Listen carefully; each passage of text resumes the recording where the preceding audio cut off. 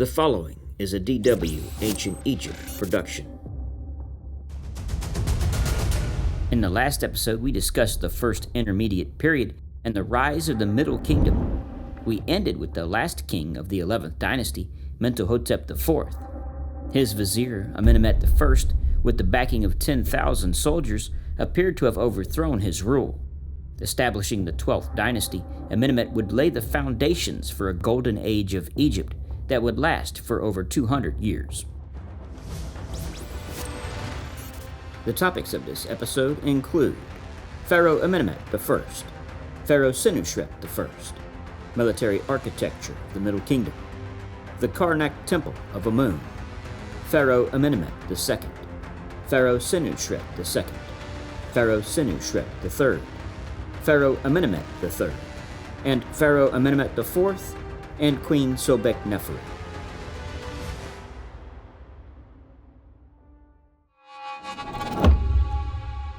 Pharaoh Amenemhet I. Amenemhet was the son of Senusret and Nefret, who were not of the royal family. As vizier of Egypt under Mentuhotep IV, Amenemhet succeeded him, most likely by force, and established the 12th Dynasty. Ruling from 1991 to 1962 BC, he would be considered the first pharaoh to establish a co-regency with his son, Senusret I. Following his enthronement, Amenemhet's first move was to cruise the Nile with his fleet, crushing rebel nomarchs, Asiatics, and Nubians on the southern border. He then established a capital at Ichtaweh in the Fayum, away from both Thebes and Heracleopolis. This was a prominent location to keep eyes on both Upper and Lower Egypt. Ichtaweh means binder of two lands, stressing the ordeal of unification. It is from this period that the god Amun begins to rise in dominance over the previous god Montu. During this time, we also see large tombs of high officials being constructed at Beni Hassan in Middle Egypt. On the walls of these tombs are brightly painted representations of everyday life. These officials were called nomarchs. At this time, Egypt was divided into 42 nomes, basically states, and these nomarchs acted as the governors for each of these locations. Their job was to collect the taxes for each nome and send the pharaoh his share in the capital, which was now in the Fayum. The royal burial ground was again moved from Deir el-Bahari to Lisht at the entrance of the Fayum. Here, Amenemhet built a pyramid similar to those built during the Old Kingdom, only smaller. This pyramid was made of mud brick and topped at 180 feet. The inner core was constructed with small limestone blocks, many of these taken from ruined Old Kingdom monuments at Giza and Abusir. The exterior was faced with white Tura limestone. The entrance was located on the north side, traditionally located while pointing to the North Star. Why the North Star? All the other stars move, but the North Star appears to remain in place and was looked upon by the Egyptians as representing stability, something forever. Remember that the Egyptians hated chaos, and that change for Egypt was usually bad. This North Star represented peace and stability. By building his entrance on the north, Amenemhet I was proclaiming that tradition had now been reestablished. Little is known of the internal arrangements of the pyramid since access has been denied by groundwater. The mortuary temple on the east face has been largely destroyed. Amenemhet's most significant act was the introduction of co-regency, an institution that was to last throughout the 12th Dynasty. Pharaoh Amenemhet likely created a co-regency to secure the rule of his son in case anything happened to him. This decision was probably influenced by the previous turbulent intermediate period. Considering that Amenemhet I originally came from a common background, he aimed to ensure the continuation of his dynasty through his son, thus establishing a pattern that future dynasties would successfully adopt. In year 20 of his reign, he introduced his son, Senusret I, and they shared the throne for another 10 years. During this period, Prince Senusret was placed in charge of the military and sent on expeditions to control the borders. It was on one such expedition against the Libyans in the western desert when Amenemhet was murdered. Senusret hurried back to the capital and took out the attempted coup. Two of the greatest texts of Egyptian literature were composed at this time. They provide evidence for Amenemhet's murder. The first composition, called The Instructions of Amenemhet, describe how the ghost of the deceased king reveals himself to his son and provides advice. Amenemhet tells Senusret not to trust the people and describes how he was killed by the palace guard while sleeping in his bed after dinner. This is a very cynical piece and was most likely written by Amenemhet's son, Senusret. It says specifically, "Beware of the subjects who are nobodies. Beware of those who are plotting that you are not aware of. Don't trust your brother. Don't have friends. I gave to the beggars. I helped the poor, and look what happened to me. I gave myrrh to the people, and they didn't help me. But he who ate my food raised opposition. He whom I trusted plotted against me." Then he goes on to how he was killed. "It was after supper, during the night. Weapons for my protection were turned against me." It was obviously an internal plot, most likely carried out by the palace guard. He continues, "I had assigned order to everything, and look what happened." It is a very cynical document, but also kind of sensitive politically. It didn't proclaim outright that the pharaoh was murdered. That was not something the Egyptians did. The pharaoh was divine, and it was conflictive to their religion whenever a pharaoh was assassinated. It was not usually talked about in open forum. You'll see this again throughout Egyptian history, especially with Ramses III. The other text, called the Story of Senusret, follows a young man who is brought up in the palace. Senusret is a palace official and is out of the country with the pharaoh's son when word reaches them that the pharaoh, Amenemhet I, has been killed. Now the son rushes back to Egypt, but Senusret remains outside the border. He becomes afraid of the anarchy and chaos and remembers back to the intermediate period, not wanting to go through that again. As a result, he flees to Palestine, where he lives his life, much of it, outside the borders of Egypt. Now this story does have a happy ending. The son, who is now pharaoh, sends a messenger to Senusret, who is now an old man, and begs him to return to Egypt. He does so and is cared for the rest of his life. This is one of the great stories of ancient Egyptian literature.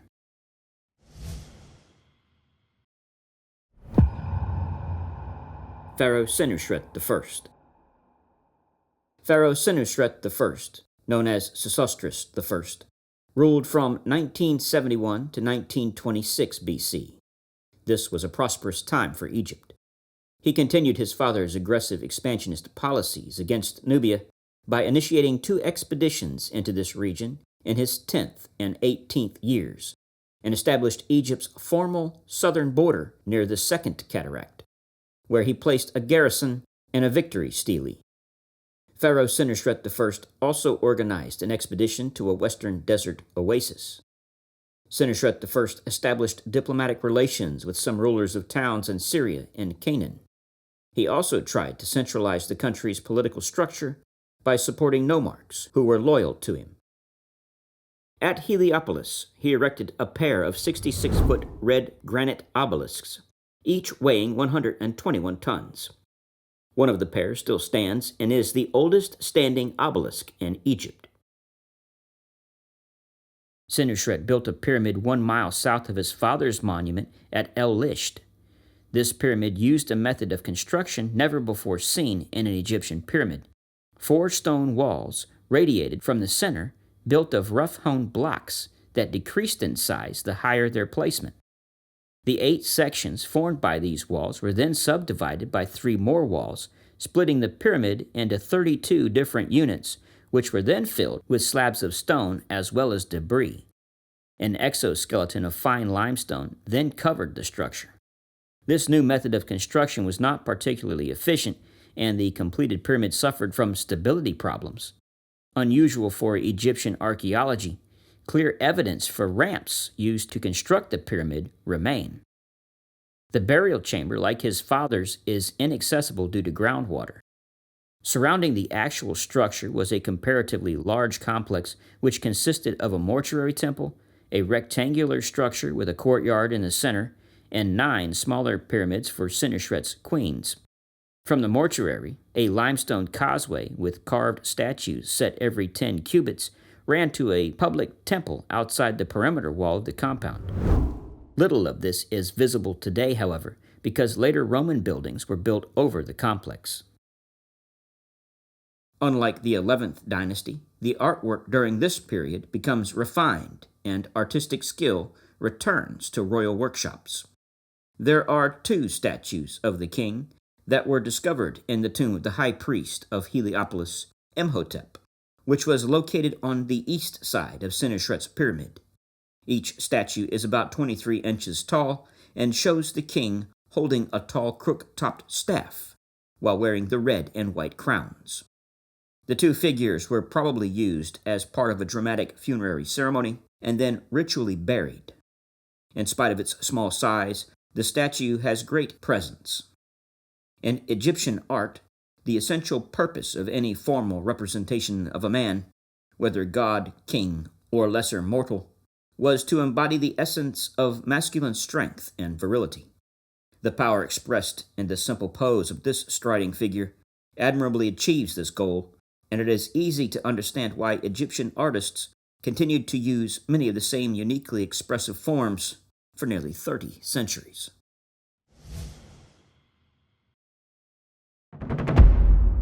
Military architecture of the Middle Kingdom, Nubia. Nubia is the equivalent of the Sudan. They did not have firm borders. Egypt's border ended in the south at a place called Aswan. It's a natural border with huge boulders in the Nile that obstruct river transportation. These obstructions are called cataracts and serve as a great location for military control. Egypt embarked on a program of military expansion into Nubia, bolstering their position with a long chain of fortresses between modern Aswan and the region of the Second Cataract. They were heavily fortified settlements located at the most vulnerable points in the trade route from the south and were simultaneously both military outposts and customs stations. Most of these fortifications were built of mud brick over a period of some 130 years between the reigns of Senusret I and his great-grandson, Senusret III. Of about 17 fortresses, 11 fortresses were clustered in the area of the Second Cataract alone, each positioned so that they could control the flow of traffic northwards at points where the Nile was difficult to navigate. The fortification walls were 30 feet high and 15 feet wide. These forts were impressive. Nubians traveling along the roadway would have to go through these forts due to the difficult terrain. You couldn't just go around them, and they were constructed on the cataracts, so river navigation was also difficult. The principal reason for these fortresses was apparently not for the protection of Egypt's southern border, for they could have been easily outflanked by desert invaders on either side of the Nile.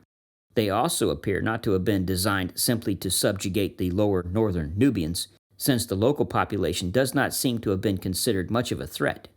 These forts were where the Egyptians collected the taxes. If you were a Nubian traveling through the area, you would be required to pay a tax in order to continue on the road. These forts were also heavily manned. As a result, they served as excellent sources of revenue and very good positions to stage the army in case of uprisings. The southernmost of these fortresses at Semna, Kuma, Uranarti, and Semna South were about 30 miles south of the Second Cataract, around the narrowest gorge in the whole course of the Nile, and these marked the final frontier during the 12th Dynasty.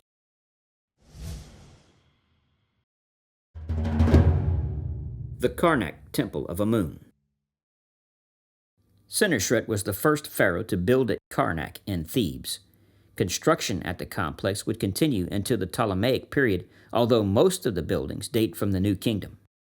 The area around Karnak was the main place of worship of the 18th dynasty Theban triad with the god Amun at its head. It is part of the monumental city of Thebes and gives its name from the nearby modern village of El Karnak, 1.6 miles north of Luxor. Approximately 30 pharaohs contributed to the buildings, enabling it to reach a size, complexity, and diversity not seen elsewhere. Few of the individual features of Karnak are unique, but the size and number of features are overwhelming. The deities represented range from some of the earliest worshipped to those worshipped much later in the history of the ancient Egyptian culture. Major construction work in the precinct of Amun-Ra take place during the 18th Dynasty, when Thebes became the capital of ancient Egypt.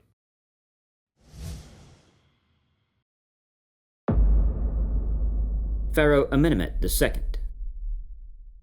Senusret took Amenemhet II, his son by his chief wife, Queen Neferu, as co-regent for 3 years before his death. Ruling about 35 years, from 1929 to 1895 BC, he greatly expanded Egypt's foreign relations when he became king. Across the Mediterranean, the Great Green, as the Egyptians called it, trade was established with Crete at Knossos. Egypt began importing Minoan pottery while exporting statues and other goods. Amenemhet II sent an expedition to the Red Sea and to the land of Punt. Trade was also prevalent at Byblos in Lebanon. It is interesting to note that silver was more valuable than gold in Egypt at this time. Amenemhet II widened and deepened the Great Bar Yusuf Canal that fed the Fayum from the Nile. This rendered the irrigation system more effective. It was also at this time that the Fayum region became popular for hunting and fishing. Amenemhet II built his pyramid just east of the pyramids of Sneferu at Dashur. His location choice may have been connected with the building projects close by in the Fayum. His pyramid, known as the White Pyramid, is poorly preserved and excavated, and is now nothing more than a pile of rubble, having been heavily quarried for stone.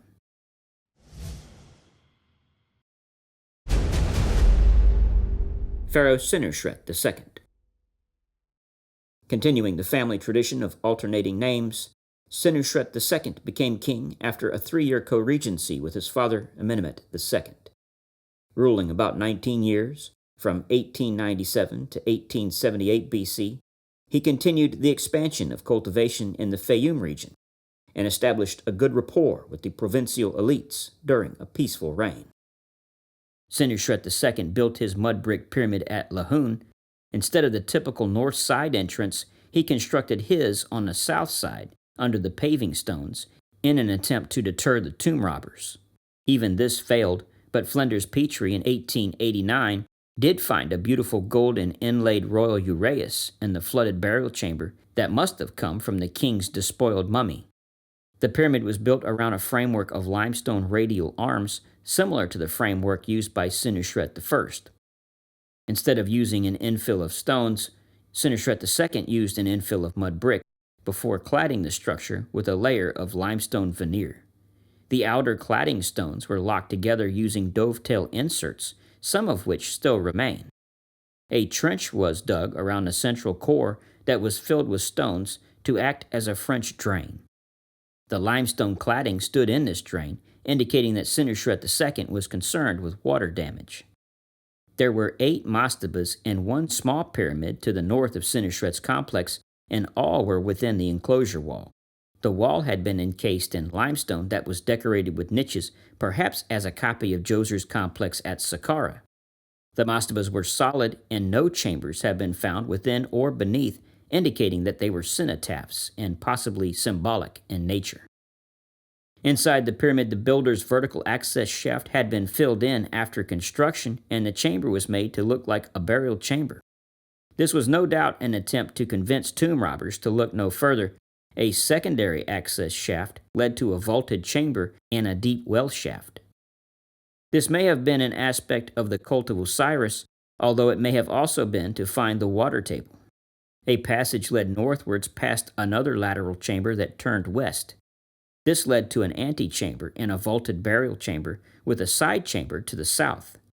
The burial chamber was encircled by a unique series of passages that may have referenced the birth of Osiris. A large sarcophagus was found within the burial chamber that was larger than the doorway and the tunnels, showing that it was put in position when the chamber was being constructed. The limestone outer cladding of the pyramid was removed by Ramses II so he could reuse the stone for his own use. He left inscriptions that he had done so. Returning in 1913, Petrie discovered 4 shaft tombs on the south side of the pyramid that belonged to the royal family. The tomb of Princess Sithathor-Yunet had been robbed, but a niche in the burial site escaped the looters' attention. In this niche were remains of several boxes filled with jewelry and cosmetic objects, including a crown and necklace. This discovered jewelry is considered to be among the highest quality examples ever found in ancient Egyptian tombs. Also found were 2 pectorals, one with the name of Senusret II, the other with the name of Amenemhet III. There was also a crown and several bracelets inscribed with the name of Amenemhet III. Most of the objects were made of gold with inlays of precious stone. It was also here that Petrie found the pyramid town of Kahun, which yielded fascinating new information about the social and economic life of the ancient Egyptian pyramid workers. Kahun had been considered the Egyptian Pompeii since it was suddenly abandoned, with many possessions left behind. Dozens of papyri have been found that reveal the administration and logistics of a multiracial and disciplined workforce. The difference in prosperity within the community is also revealed through the varying sizes and quality of houses.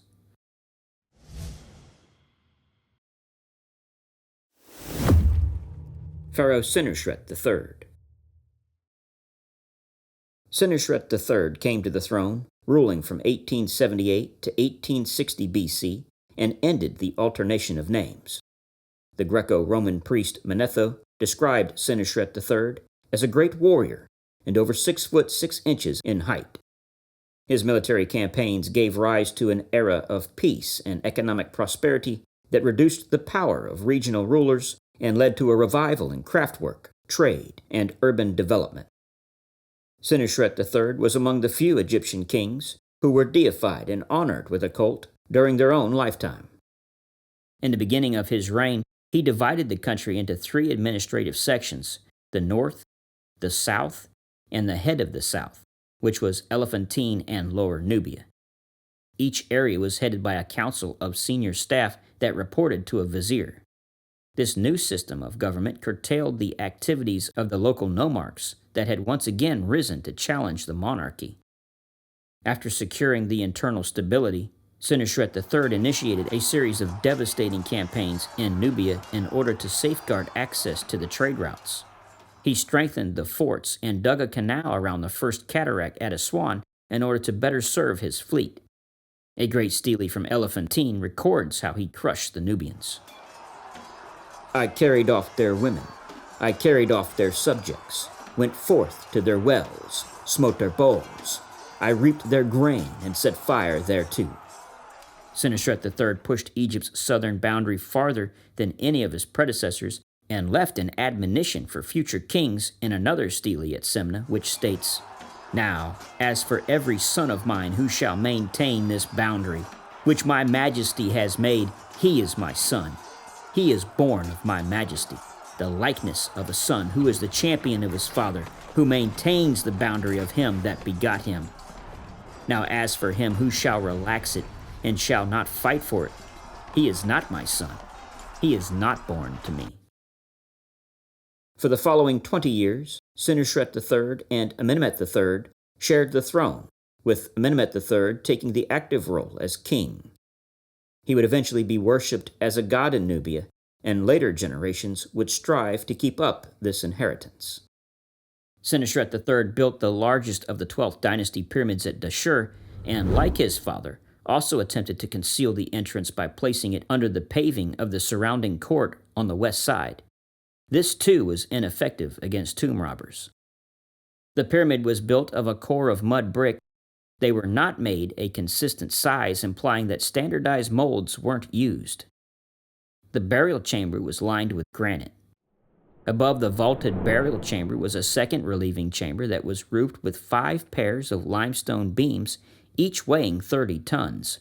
Above this was a third mud brick vault. The pyramid complex included a small mortuary temple and 7 smaller pyramids for his queens. There was also an underground gallery with further burials for royal women. Senusret III is probably the best known visually of all the Middle Kingdom pharaohs. His statues have more realistic features and depart from the tradition of appearing godlike and serene. He is easily identifiable by his hooded eyes and world-weary features. This king is depicted at different ages, and in particular, on the aged ones, he appears more of a somber king.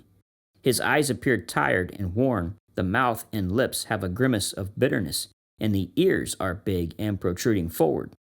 In sharp contrast with the realism of the head, and regardless of his age, the rest of the body depicts the more classical pharaonic fashion as being strong and invincible.